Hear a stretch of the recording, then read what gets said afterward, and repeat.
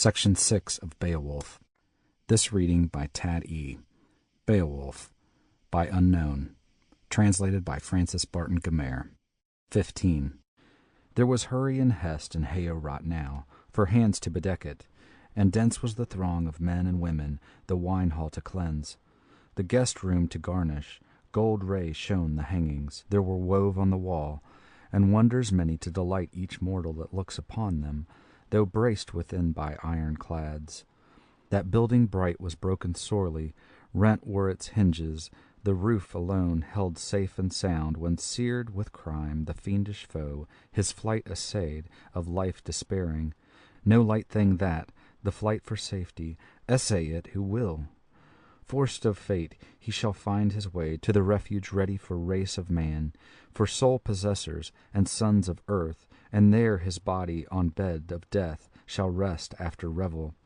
Arrived was the hour when to hall proceed Halfdane's son, the king himself would sit to banquet.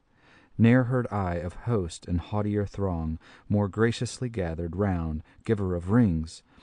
Bowed then to bench those bearers of glory, fain of the feasting, featly received many a mead cup, the mighty in spirit, kinsmen who sat in the sumptuous hall, Hrothgar and Hrothulf. Heorot now was filled with friends, the folk of Scyldings, ne'er yet had tried the traitor's deed. To Beowulf gave the bairn of Halfdane a gold-wove banner, guerdon of triumph, broidered battle-flag, breastplate and helmet, and a splendid sword was seen of many borne to the brave one. Beowulf took cup and hall, for such costly gifts he suffered no shame in that soldier throng, for I heard of few heroes in hardier mood, with four such gifts so fashioned with gold, on the ale-bench honouring others thus. O'er the roof of the helmet high, a ridge wound with wires, kept ward o'er the head, lest the relict of flies should fierce invade, sharp in the strife, when that shielded hero should go to grapple against his foes. Then the earl's defence on the floor bade lead coursers 8, with carven headgear adown the hall. One horse was decked with a saddle all shining and set in jewels. 'Twas the battle-seat of the best kings, when to play of swords the son of Halfdane was fain to fare. Never failed his valour in the crush of combat, when corpses fell. To Beowulf over them both then gave the refuge of Ingwines' right and power. O'er water steeds and weapons wished him joy of them. Manfully thus the mighty prince hoard guard for heroes, that hard fight repaid with steeds and treasures, contemned by none who is willing to say the sooth aright. 16. And the Lord of Earls to each that came with Beowulf over the briny ways, an heirloom there at the ale-bench gave, precious gift, and the price bade pay in gold for him whom Grendel erst murdered, blank and fain of them more had killed. Had not wisest God with word averted, and the man's brave mood? The Maker then ruled humankind, as here and now. Therefore is insight always best, and forethought of mind. How much awaits him of leaf and of loaf, who long time here, through days of warfare, this world endures?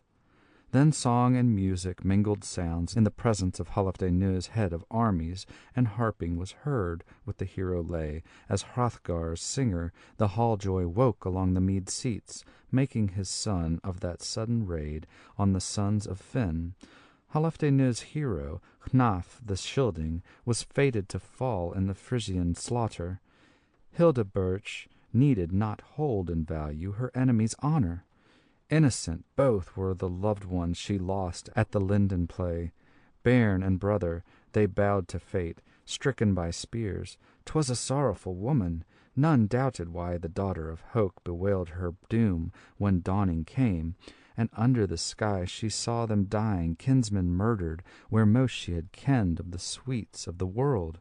By war were swept too Finn's own liegemen, and few were left in the parley place. He could ply no longer weapon, nor war could he wage on Hengist, and rescue his remnant by right of arms from the prince's thane.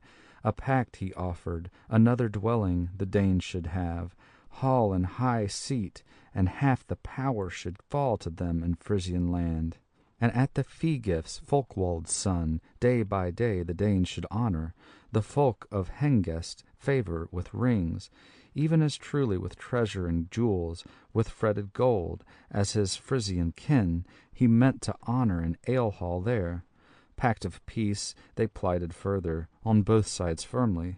Finn to Hengest with oath upon honor openly promised that woeful remnant, with wise men's aid, nobly to govern, so none of the guests by word or work should warp the treaty, or with malice of mind bemoan themselves as forced to follow their free-giver's slayer, lordless men as their lot ordained.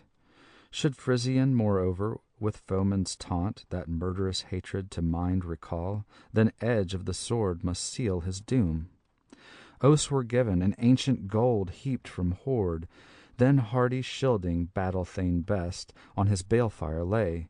All on the pyre were plain to see, the gory sark, the gilded swine crest, boar of hard iron, and atheling many, slain by the sword. At the slaughter they fell. It was Hildebert's hest at Hnaf's own pyre, the bairn of her body on brands to lay, his bones to burn on the baleful place at his uncle's side. In sorrowful dirges bewept them the woman, great wailing ascended. Then, wound up to welkin, the wildest of death fires roared o'er the hillock, heeds all were melted, gashes burst, and blood gushed out from bites of the body. Baleful devoured, greediest spirit, those spared not by war out of either folk, their flower was gone. 17. Then hastened those heroes their home to see, friendless to find the Frisian land, houses and high burge. Hengist still through the death-dyed winter dwelt with Finn, holding pact, yet of home he minded, though powerless his ring-decked prow to drive over the waters. Now waves rolled fierce, lashed by the winds, or winter locked them in icy fetters. Then fared another year to men's dwellings, as yet they do, the sun-bright skies that their season ever dully await.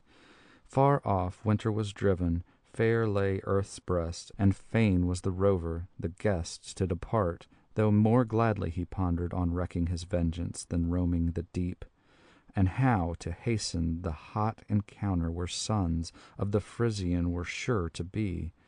So he escaped not the common doom, when Hun, with laughing, the light of battle, best of blades, his bosom pierced. Its edge was famed with the Frisian earls.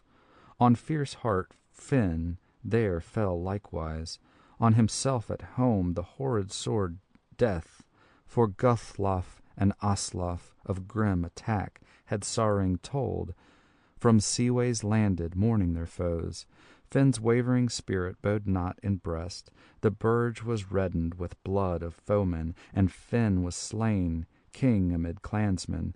The queen was taken. To the ship the Scylding warriors bore all the chattels the chieftain owned, whatever they found in Finn's domain of gems and jewels. The gentle wife o'er paths of the deep to the Danes they bore, led to her land. The lay was finished, the gleeman's song. Then glad rose the revel, bench joy brightened, bearers draw from their wonder vats wine. Comes Walch Theo forth, under gold crown goes where the good pair sit, uncle and nephew, true each to the other one, kindred in amity. Unferth the spokesman at the Scylding's lord feet sat. Men had faith in his spirit, his keenness of courage, though kinsmen had found him unsure at the sword-play. The Scylding queen spoke. "Quaff of this cup, my king and lord, breaker of rings, and blithe be thou, gold friend of men. To the Geats here speak such words of mildness as man should use. Be glad with thy Geats, of these gifts be mindful, or near or far, which now thou hast. Men say to me, as son thou wishest yon hero to hold. Thy hail-wrought purged, jewel hall brightest, enjoy while thou canst with many a largess, and leave to thy kinfolk and realm when forth thou goest to greet thy doom. For gracious I deem my Hrothulf willing to hold and rule nobly our youths. If thou yield up first, Prince of Scyldings, thy part in the world, I ween with good he will well requite offspring of ours, when all he minds that for him we did in his helpless days of gift and grace to gain him honour." Then she turned to the seat where her sons were placed. Hrethik and Hrothmund, with heroes' bairns, young men together. The Geat too sat there, Beowulf brave, the brothers between. End of section 6.